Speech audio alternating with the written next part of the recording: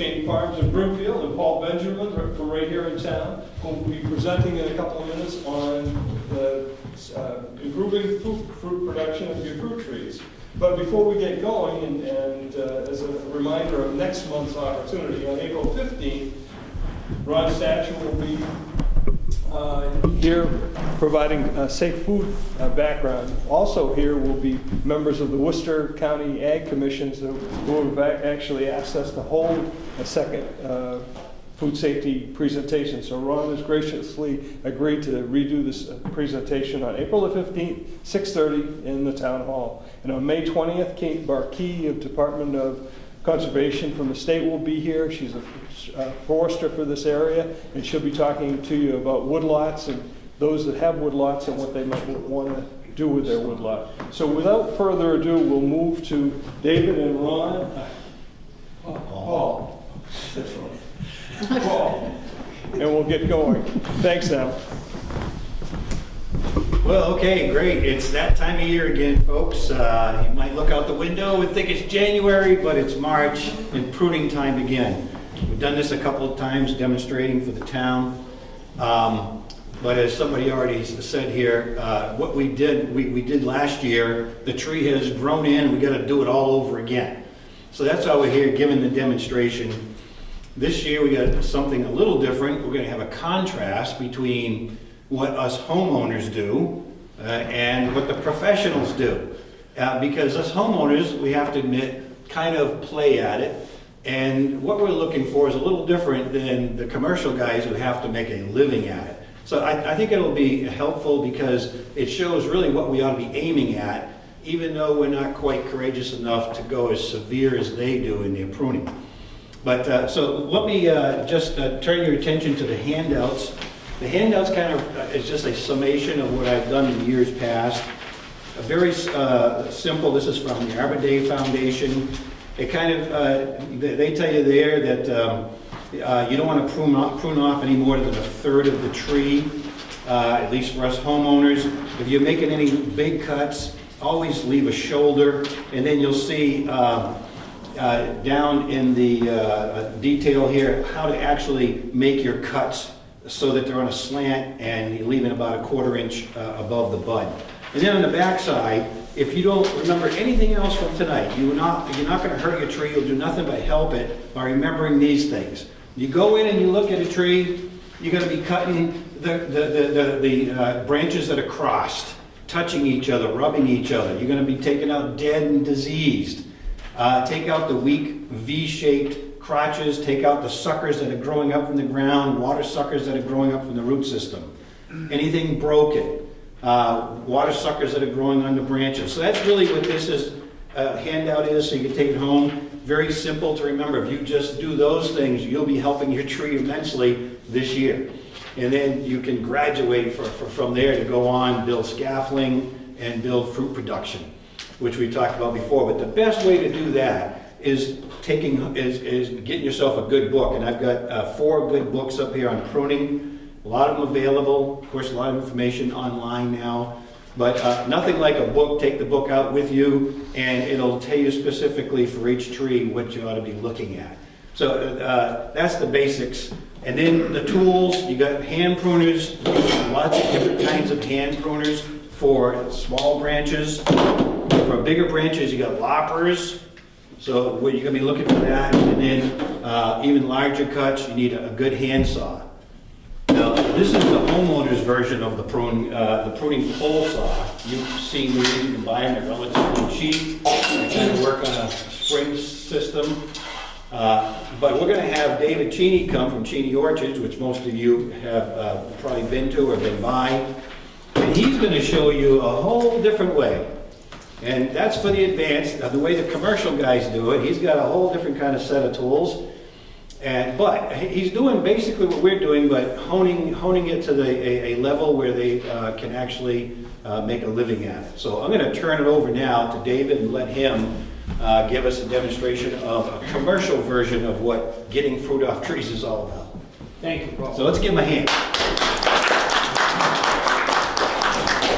I guess everybody can see all right. This is a Macintosh tree. that I actually cut down to give you an idea of what we're dealing with when we go out in the orchard this time of year. And let me get my pruning tools out for you people to see things that we use that are different. Since he started with the pruning poles, this is my favorite pruning pole. Something relatively short, easy to handle. The other thing is I should tell you is I'm not pruning a lot of big trees anymore. This is actually a dwarf tree. This tree is 18 years old. It doesn't look like it, but it is. And it went for almost 10 years with no care. And then I got back to fooling with it a couple of years ago. And so this is what we're dealing with here. And so commonly, this is a pruning pole that we would use. If you've got taller trees, Paul had that longer unit, but we have them this size and they have them up to 12 feet. The thing about letting a tree get tall is that it's a lot of work to pick it, Cut it off somewhere. I mean, people don't realize that you're not going to injure this tree. If this tree was twice as tall and I cut it off right there, it wouldn't hurt that tree a bit. What it'll do is it'll regrow you, it'll shoot another sucker. I call these suckers, this is what Paul was talking about. Usually a sucker is a 1-year wood. Now most of these are not true suckers because as you can see, this tree is well budded. There's buds everywhere, so you don't have to think about that. But anyway, the sucker would regrow. In fact, I've noticed, if you can't see, there's been a limb been cut off this side and a limb been cut off right there. And here's our new top. And we've got a pretty nice top. What we aim for, let me kind of explain what we're looking for in a commercial apple tree, so you'll understand how our thinking goes. We basically, to get quality apples, want a tree with a Christmas tree shape. We want those bottom limbs, especially when they're empty right now. Remember, there's no weight on these limbs. No leaves, no apples. And apples are heavy.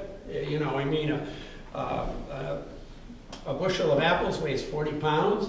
This tree would probably give you 2 bushel. So there's 80 pounds of apples hanging on there. And some of these limbs aren't too strong, overall. So what we look for is the lower branches want to be turned up this time of year. Because if they're going down, like some we see here, over here we got a little weight. We got them down in the grass. And that's not what we want. We want those apples to be up and to get the sunshine. Remember, we're after high quality apples with a maximum amount of sunshine that will give us size. That limb hanging down will not have big apples on it. When a limb is going down like that, you don't get your size in the fruit. So then we come up with this Christmas tree shape like this and go for a small top. This is a perfect top of this tree. I went out and looked out. I had a bunch of them around, and I went out and looked out and I thought, oh boy, now this is a perfect example of a small top tree. And so here we go with the shape we have like this. And now what I would do from here is show you how I would prune this tree off. We're not gonna hurt this tree anyway because of course it's dead, and it is now anyway. And so you can get an idea, and I'll explain some things as we go along. So let me, before I get totally into this, I've got some pruning equipment to show you. And this is I'm gonna just put this on. This is my way of pruning the trees. Okay. There's my equipment. Go ahead and answer. Can you revisit a minute if it's an old too tall and you lop it off because you want it to stay low so you can pick it? It's not going to kill the tree. Somebody told me if you cut a tree off, it's going to kill. Would it kill the tree? No. What it'll do, if you, let's say, what we could do, we could cut this part off. We could cut this right here. Yeah. And we'd have the thing is that top would be broader, as you can see, and so we get some shading here we don't want. So we kind of like this so we don't get the shading. But if you, supposing you wanted this tree down lower still, you can cut it off here. And that will shoot new suckers, it'll break buds and grow some of this other kind of material like you see here. Okay? Any other questions? Any? Now, Paul didn't bring this along.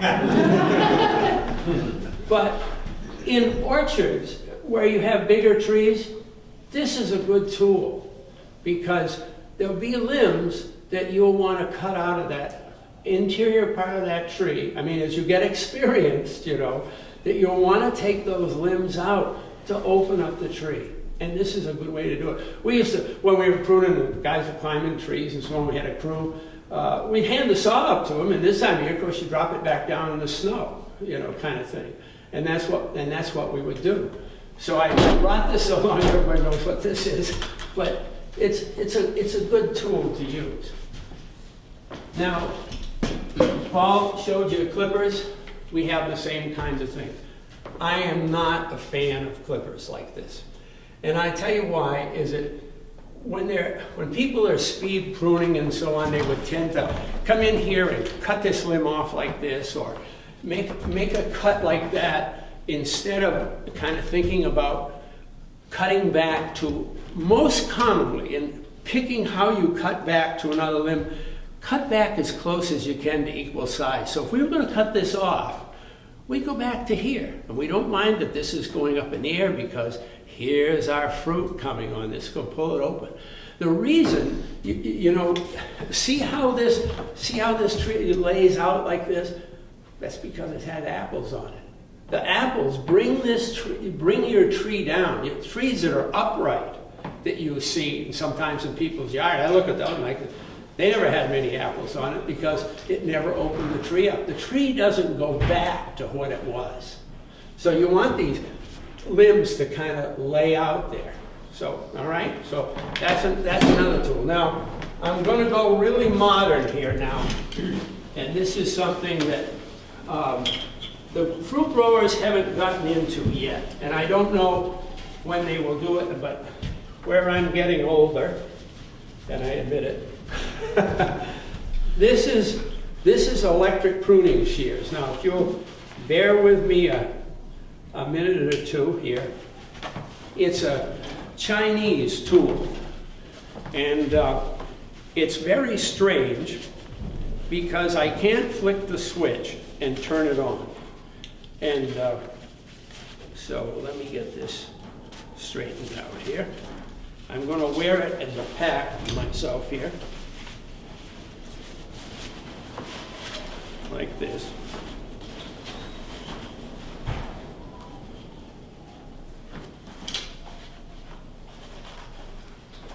Get everything together.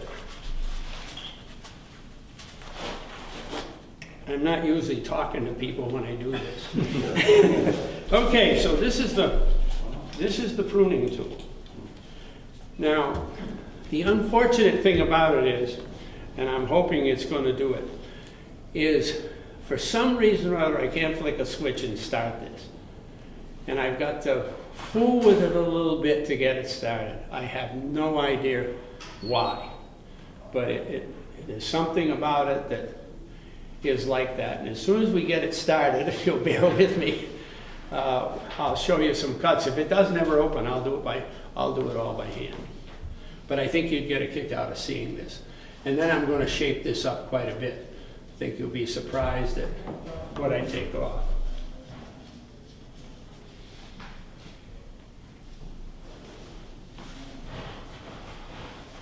Maybe it's going to open and maybe it isn't. I've had. Oh, watch out. Okay, we're ready to go. All right? So, okay, I'm going to start pruning. Now, the first thing I'm going to do, as I told you before, is that I don't like lower limbs that are going down too much. And we don't need this limb here. So, we can get rid of that. And it's all right to take this one off as well. They're very low. Now we've got limbs going back into the tree. you know, in places like this. And if this one here, now, this is getting out in space quite a bit. You could take it or leave it. I'm gonna take this one too, as I told you all before, in something like that. And we got this going up on the inside. That's going to be affected by color. It'll affect the color of the tree. And we've got a low limb down here. We talked about that earlier. I might even go this strong. Take some cuts here. We can, now this is an interesting, one of the reasons I brought this tree was, and I'll tell you one other thing, let me put into it. We've got a pole here. Let me cut this pole out here if I can. And the reason we have that pole here, yeah, if you'll just take that. Yep. In the rootstock, and I didn't mention what rootstock is, the part of the tree that's below the ground. That's what determines the size of the tree above the ground. And this is, I believe this is what we go by as an M26, which will give us a fairly small size tree, maybe a quarter size tree, maybe up to a half size tree. But they don't tend to stand straight as you hope they will. And so initially, when you plant them, you plant that pole with it. That pole is a pressure-treated pole. So when we planted this tree, now when we bought this tree, it was a whip. I call this a whip. It looked like this, bare-rooted, with no limbs on it. You know, it would be more like this. You know. And it might not have one limb on it. So you plant this tree and start it, but you would hitch it to the pole. And then, so the pole would spend all its lifetime on the tree, but after it gets roughly to this size, a little bigger, you can take it off and it'll support itself. So the thing I'm looking at here, I got it kind of opened up a little bit. I broke one there, we'll take that off. We don't want that. And in the top, we're a little bit strong in the top here. I might probably go up here, so open this up, and I might probably cut that off. I'm thinking about getting light into this thing, okay? And here's some suckers in here. We don't want these. This is just going to add, you know, kind of cut out the light. I'm taking a lot out of this tree. You're probably going to get ready to kill it. But now, the other thing I wanted to show you, I hope everyone can see this. See this limb here? Well, it's awfully close to the same size as the butt of the tree. This limb is sapping this tree. It's taking away from your central leader. See, this is central leader trees. I told you to start. We want to keep a central leader tree. And this thing is kind of sapping this thing, so it doesn't have as much vigor as you would like. Now, that's a pretty big limb. You probably wouldn't be too happy if I cut that off. But that would be the right thing to do. Now, you could do this, you know, take this off here and take this off here and get it back like this. And, well, that's too big for this. But what I'm saying is, get this tree open like this. Now, maybe it's been a little bit heavy here, but that's more or less the kind of thing we're looking for. Maybe this could stay or go.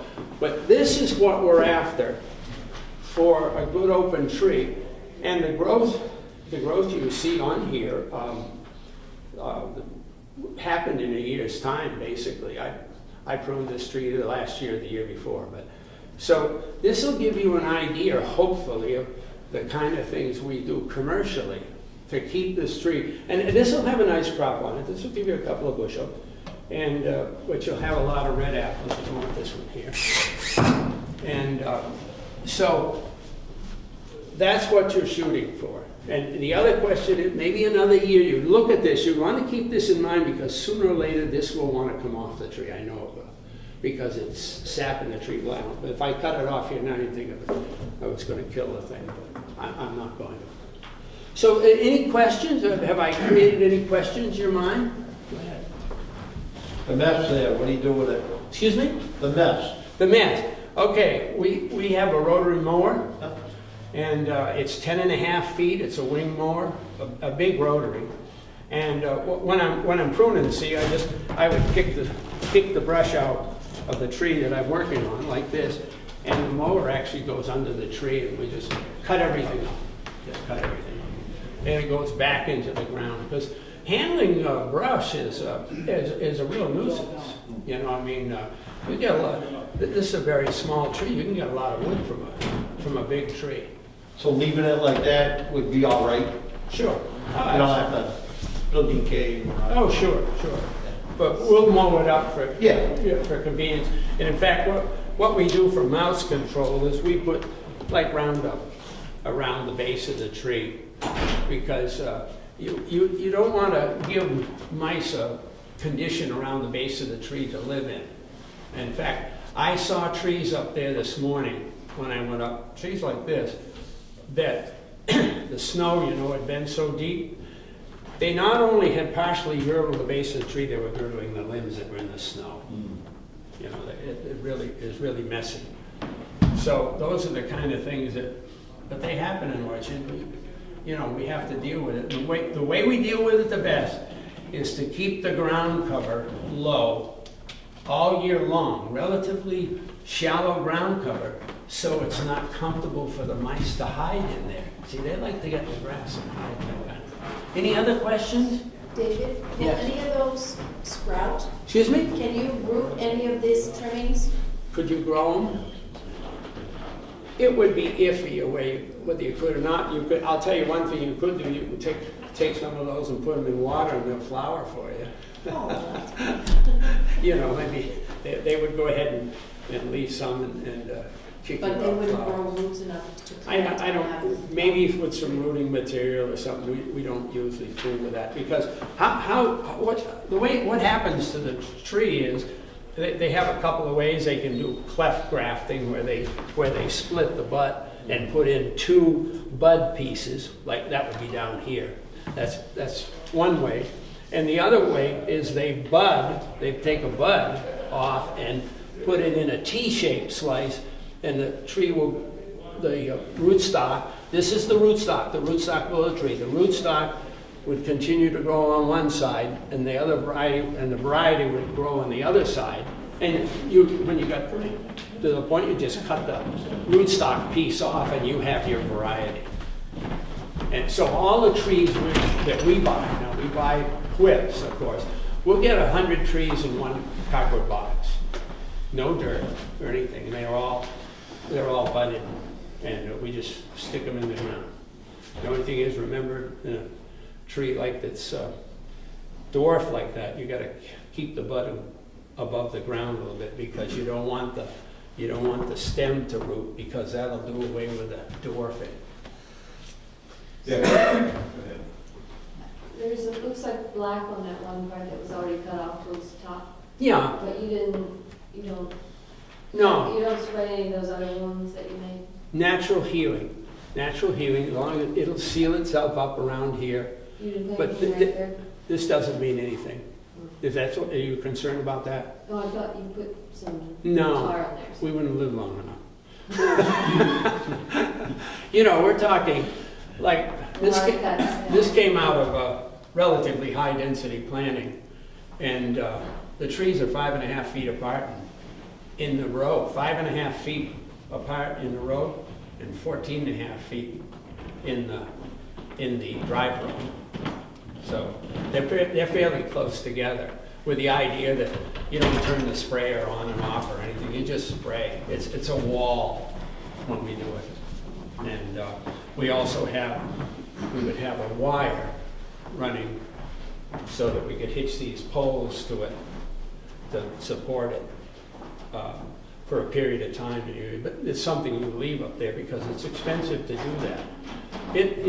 Putting in an acre of high density trees, you're going to have 1,300 trees to the acre, and cost at least $25,000 to put that in the ground. But you'll have a lot of production. The other thing that they're doing now you'll hear about is ultra high density, where they plant that bud piece that I told you, that bud point that I told you about down here, if you elevate that in a dwarf tree, in other words, instead of having it down at ground level, it's up a little higher, that dwarfs the tree some more. And the way those are pruned, it's what they call a very slender spindle tree. And the way those are pruned is that every year they cut off 2 or 3 of the biggest limbs on there, because none of them would be very big. And that tree might produce 10 apples. But you have another one here 3 feet apart, and you have 1,300 trees or more to the acre. And you can get a lot of apples from a very small space. And of course, the space this way wouldn't be 14.5 feet. It'd probably be around 10. Any other questions? You're gonna leave those little vertical branches, those thin ones on that? Like this in here? Yeah. Well, it depends. That's some budwood. You've got some open area here. It's either way. I can take them off or not. This doesn't concern me. I've got my top fairly open and that kind of thing. I got plenty of light in this tree, and so here's another limb here. Probably this one I might shorten a little bit. Here's one that's broken. I broke that, but those kinds of things you do. Now Paul talked about crossing over. I probably would here also. I probably would, where it's crossed like that, I probably take that off too. Okay, so you can see it looks like I've hit it pretty hard. Paul? It sounds like for the commercial grower, the important thing is the rootstock that you mentioned. Yeah. A number to it. Is that available to homeowners? I mean, that kind of a rootstock? Yes, it would, but you'd have to learn. It's crazy.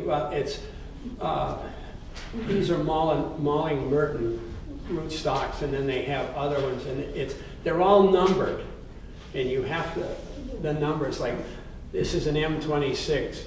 We had a 3/4 size is an M7.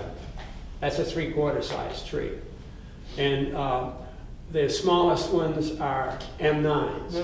That's a full dwarfing tree, an M9. So you have to learn about these, and then they have some other mixes of rootstocks that they use. I told you 3 or 4 that I'm familiar with. Incidentally, I've been out of the constant growing where every year for almost 15 years now. We retired 15 years ago, and I do some. I do some in this high density planting because it's a little less than 2,000 trees, and I use it for food bank purposes, but I don't sell any fruit anymore. Any other questions? So the contour of the actual orchard has a lot of importance as to how much water these all get the same amount, or if there's one higher spot, they get more water than the apples get. If they got that, it would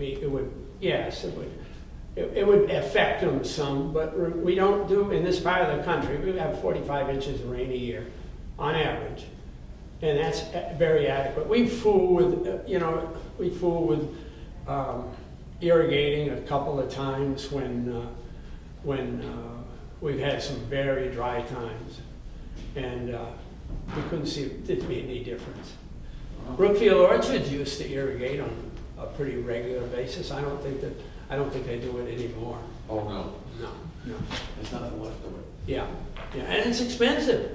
You gotta have a big pump and all of that kind of thing to do it.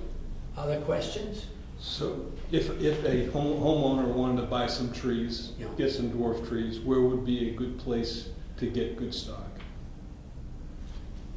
Well, there's Miller's out in New York State, I know that. See, we buy from a commercial supplier. I like Adams County Nursery, and but they're looking, they don't like me, if I call them up, they don't like me to buy less than 100 trees. Okay. They'll sell me less than 100 sometimes, but they say, but that's because you've been a customer that has bought a lot more in the past. But that's what you run into. Okay. Yeah, I mean, unless you got together with somebody and shared some or something like that. But, you know, and maybe you want to buy 3 varieties or something, or, you know, for your home use. It depends on what you're trying to accomplish. How many, like if you're gonna do different varieties of apples, does it make a difference how close or how far they are, if they help each other? Depends on that rootstock, because you're gonna know roughly how big that tree is gonna get. See, like my telling you, 5.5 feet. So we knew what we were gonna put in M9s. That's 5.5 feet apart.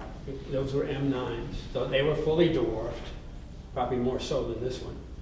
And so that was the right spacing. So 5.5 by 14.5. The other thing you might do, we probably go out maybe 15 might be a little better, you know, between rows, because as they start to grow, and the fruit, you see the fruit lays this tree open, so your row gets closed up, makes it hard for you to get through. We just barely, we have narrow tractors even, you see those, that's what we use. We use a narrow tractor, smaller sprayer, all kinds of things to handle that way of doing the apples. Any other questions that anybody has? You're growing max size, so what do you use to cross-pollinate? What's your common variety? We used to raise 30 varieties, Oh, okay. so we didn't think about it. And you know, one of the things you do, as you get away from the commercial part, you know, you rent bees, you have bees come in, you don't take a chance on it and so on, but since I've been out of it, you know, commercially and done this other part, we don't rent bees anymore. There's an awful lot of wild pollinators out there, you know, so if I would say to you, you have a few trees, they'll get pollinated. Don't even think about it, you know. So that's not a big issue in a small setup. Anybody else for any other questions? Okay, thank you very much. I appreciate you having me. David, thank you for joining us this evening. Much appreciated. Thank you. Thank you. Appreciate it. We'll look to see how many. Even for views. Yeah, and what we'll do now is we'll adjourn to for a few minutes. We'll get back to our regular meeting here in a minute, but we'll help David pick up. All right. Thanks. Well, thanks I much. can just stay. Sure. Oh no. Well, okay. Sharon will shut us down here in a second. And again, thank you very much for coming in and giving us an education. Okay. Thank you.